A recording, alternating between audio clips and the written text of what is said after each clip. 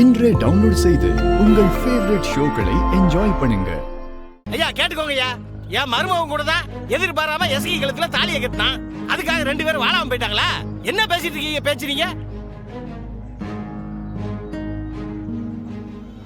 அண்ணா, இவங்க என்ன மட்டும் அசிங்கப்படுத்தல, உன்னை இசக்கிய பரணிய எல்லாரையும் சேர்த்துதான் அசிங்கப்படுத்திட்டு இருக்காங்க.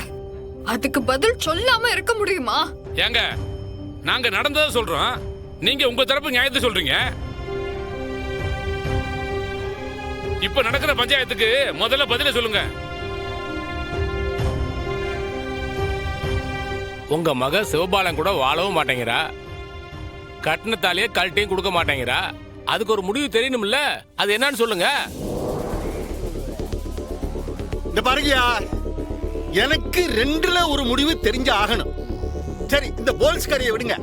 இந்த கோயில் தர்மகர்த்தா என்னவோ ஊனி இந்த வெறும்பைய பத்தி பேசிக்கிட்டே இருக்காளே, அவனை பதில் சொல்லுங்க.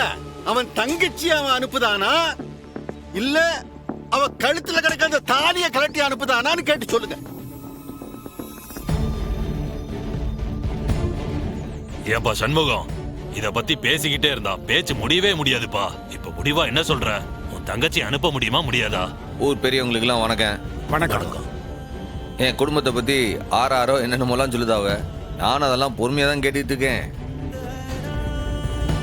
ஆனா எனக்கு ஒரு டவுட்டு, இந்த பஞ்சாயத்து ஆறு மேல, என் மேலையா இல்ல என் குடும்பத்து மேலையா இல்ல என் தங்கச்சி மேலையா? பா, உன் தங்கச்சி தானே அந்த தம்பி கூட வந்து வாழ மாட்டேங்குது. உன் தங்கச்சி மேல தானே பிராது. அப்போ என் தங்கச்சியே இந்த பிராதுக்கு சரியான பதில் சொல்லுவா. இதுல நான் என்ன சொல்லணும்னு நினைக்கிறீங்க? எதுக்கு எடுத்தாலும் ஏன் தங்கச்சி ஏன் குடும்பம்னு நீ தானே மூக்க நீரிக்கிட்டு முன்னாடி வந்து நிப்ப. அப்ப நீ தானே பதில் சொல்லணும். உன் தங்கச்சி கிட்ட ஏன் மகன் கூட வாழிடின்னு நீ தான் சொல்லி அனுப்பி வைக்கணும். உனக்கு எத்தனை வாட்டி சொன்னாலும் புரியாத மாமனார. என் தங்கச்சி ஒன்னும் பச்சை புள்ள கிடையாது. வளர்ந்தவ, படிச்சவ, போலீஸ் அதிகாரி. அவளுக்கு சொந்தமா முடிவெடுக்கக்கூடிய எல்லா தகுதியும் இருக்குது, அதிகாரமும் இருக்குது. அவ தான் இதுல இந்த விஷயத்துல முடிவெடுப்பா.